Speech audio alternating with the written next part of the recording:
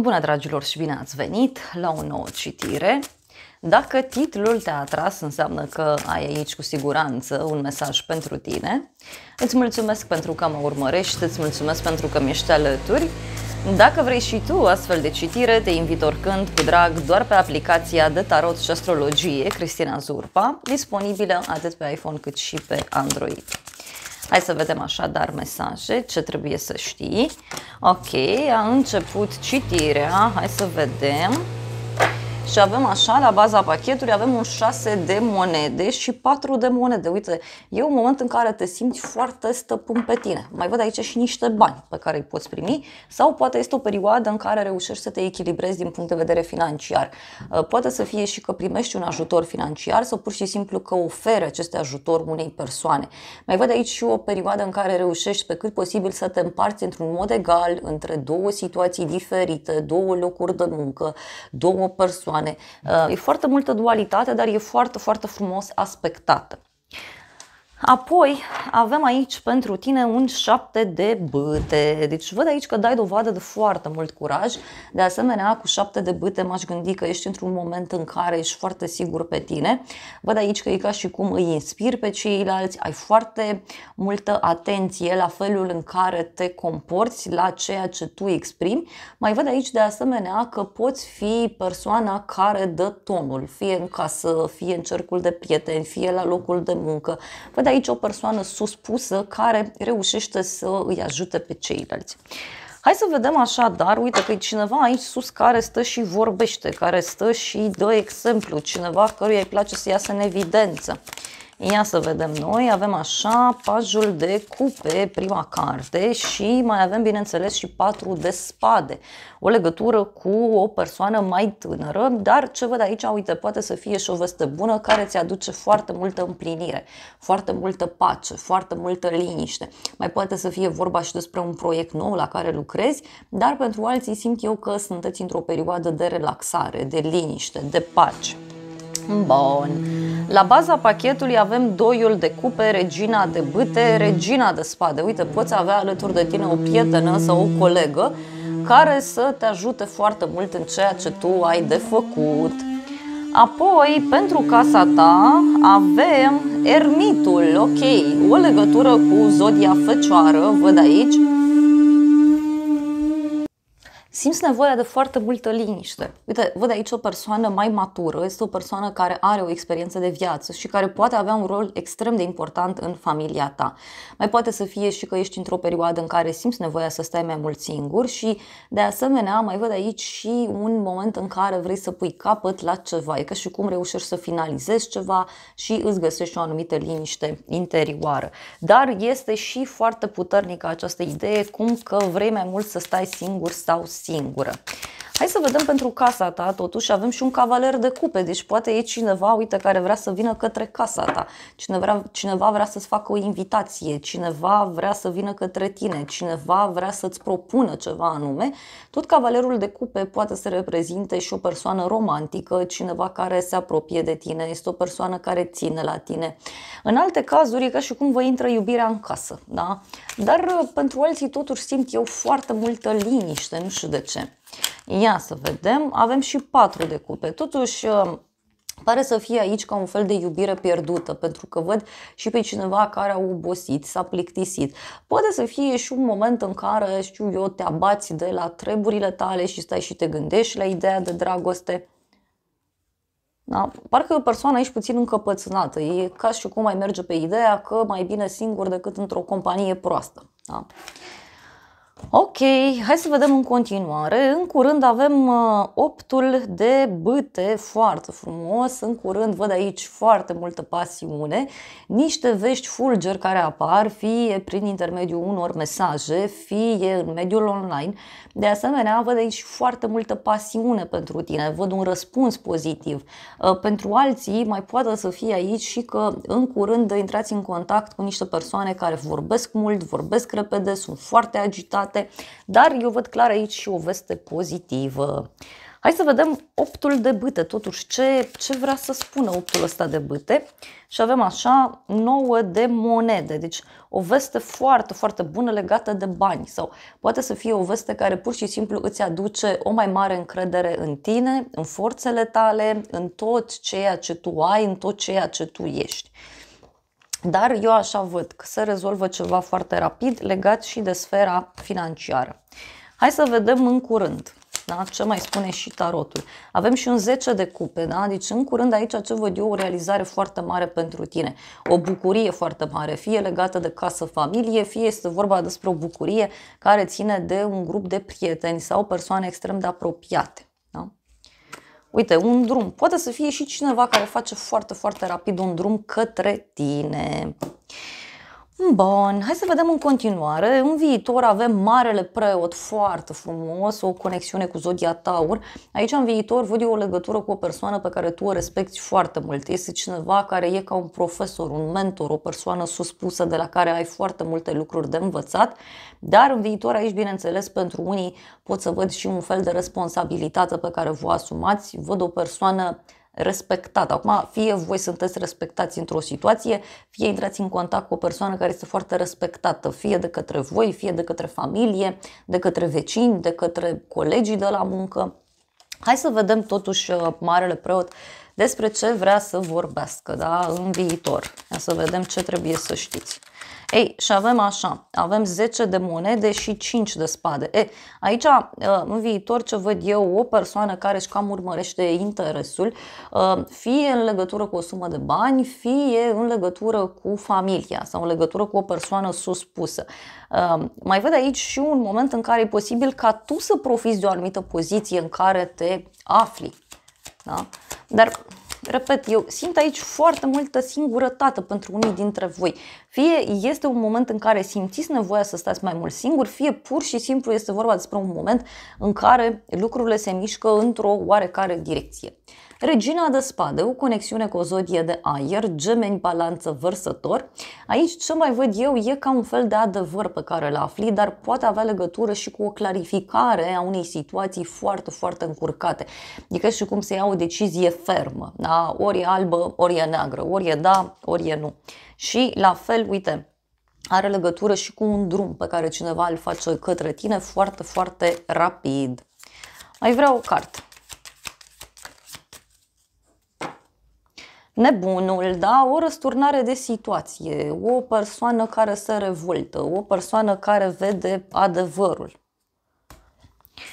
Ce nu știi tu? Lumea, wow, foarte frumos, lumea, o conexiune aici, uite, cu zodii fixe pentru unii dintre voi, Taur, Leu, Scorpion, Vărsător. Poate tu nu știi despre faptul că ești pe destinul tău, ești pe drumul tău, văd aici un foarte mare succes pe care tu îl ai, dar poate să fie și faptul că tu ești lumea pentru o persoană, deci tu ai un rol foarte important în viața cuiva.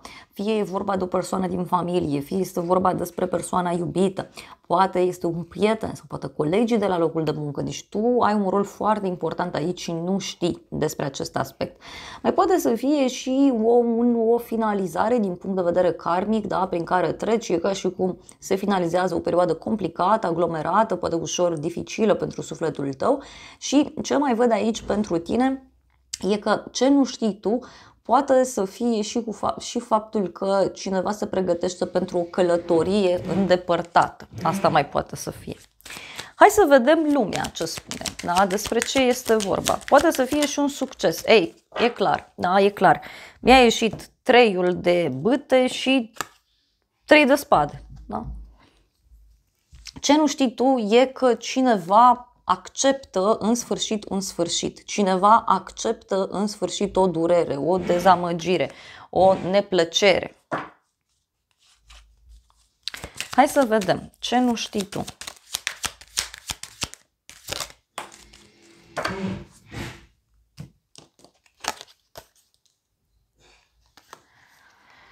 Avem așa, Cavalerul de bâte, Temperanța. Da? Uite, aici ce nu știi tu e cineva care parcă ar vrea o împăcare, parcă ar vrea să dați la pace.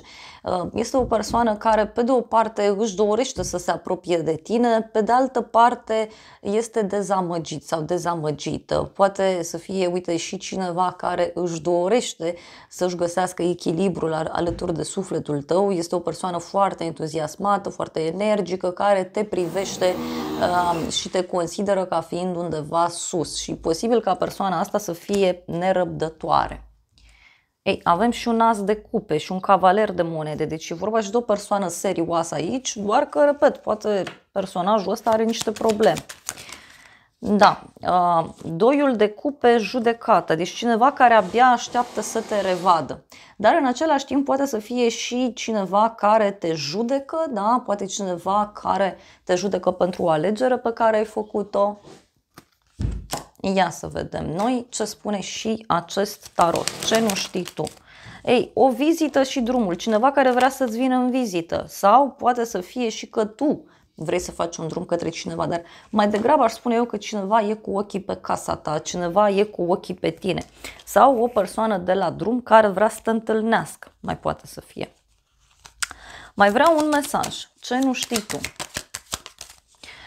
Aici avem niște minciuni și o bucurie neașteptată, o persoană care a mințit cu ceva sau care minte cu ceva.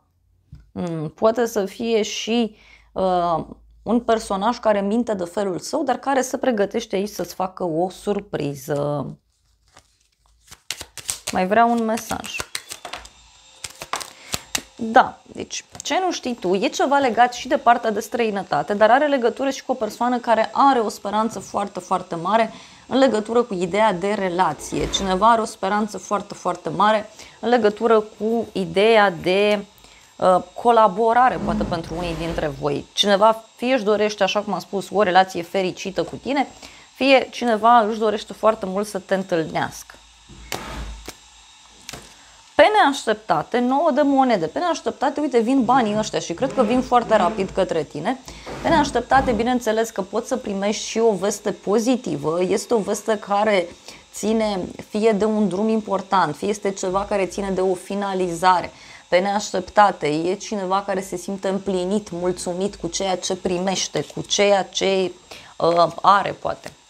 Hai să vedem încă o carte. Pe neașteptate. Ei, pe neașteptate avem puterea și asul de monede. E ca un fel de negociere dură legată de bani și tot pe neașteptate aici poate avea legătură, uite, și cu cineva care reacționează într-un mod mai dur, aș spune eu. M-aș mai gândi aici cu puterea că poate să fie vorba și despre un nou început, un proiect nou, o colaborare nouă, o persoană nouă care e posibil să te intrige așa inițial, dar este o persoană bună, da? Sau e vorba de un proiect productiv, că e clar aici vorba despre un nou început. Mai vreau un mesaj totuși, pe neașteptate. Ei, pe neașteptate, magicianul 8 de monede. Pe neașteptate cineva lucrează aici, da? Fie la o situație legată de muncă, fie cineva lucrează la un proiect important. E un personaj care știe foarte, foarte bine ce-și dorește.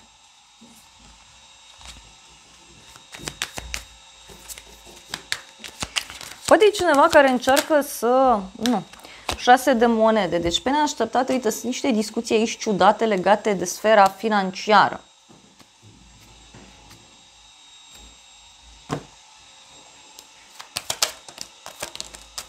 O persoană gânditoare, da? Uite, e cineva care se gândește la tine de mult. Cineva care de mult timp se gândește să-ți propună acest lucru, de mult timp se gândește să se apropie de tine mai mult. Ce o să te mire? 7 de monede, cineva care te așteaptă cu niște bani.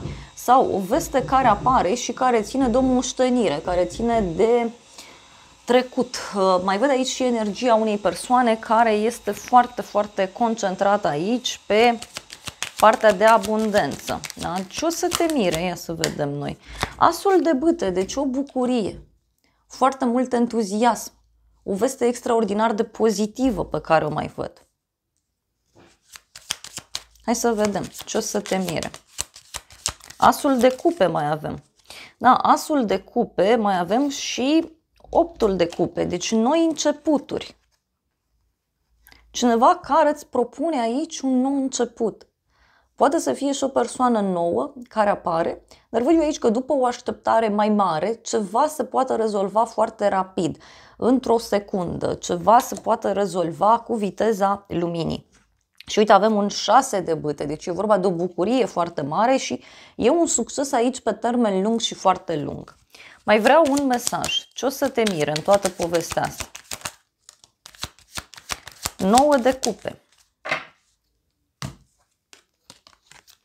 9 de cupe, pajul de bâte. Aici ce o să te mire? Uite, un nou mod de a acționa. Multă bucurie, multă împlinire. Ce o să te mire?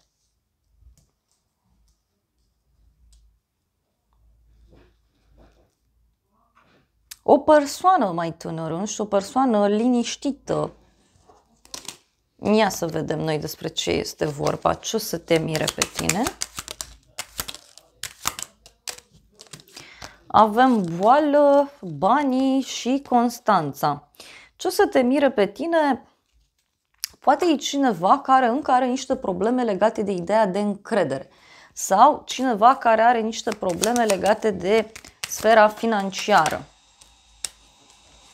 Și avem aici așa, văduva și norocul.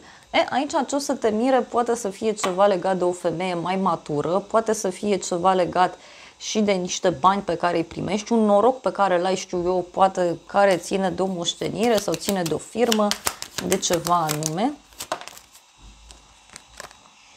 Și avem căsătoria și bărbatul. Aici ce o să te mire cineva, nu știu, bărbatul ăsta, nu știu, renunță la niște bani sau bărbatul ăsta e hotărât să termine o așteptare. Uite, e ca un fel de ceartă aici care apare. Poate e cineva care îți propune să dați la pace.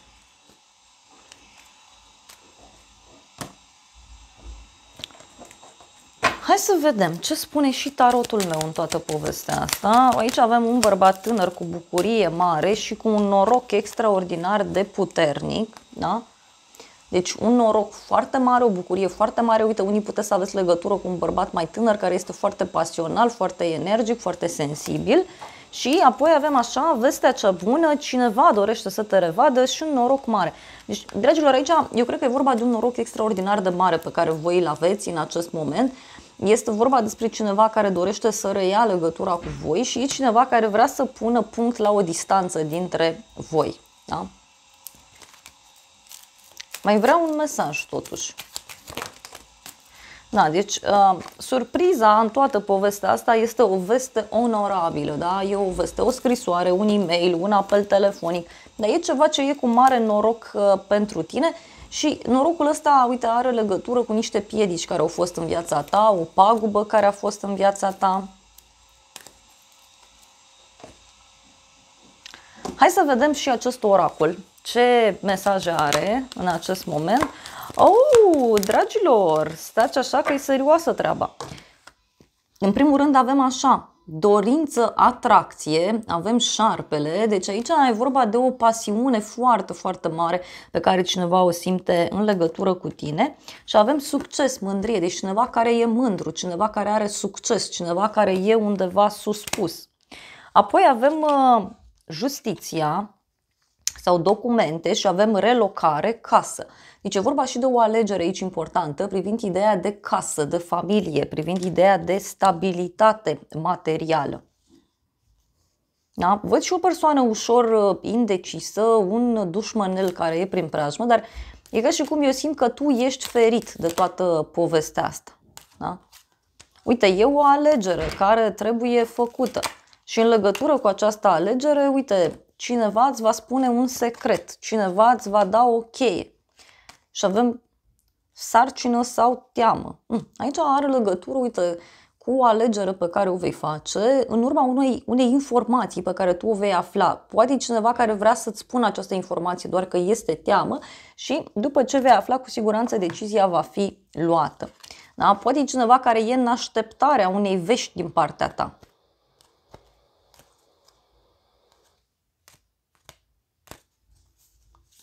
Iau un ultim mesaj.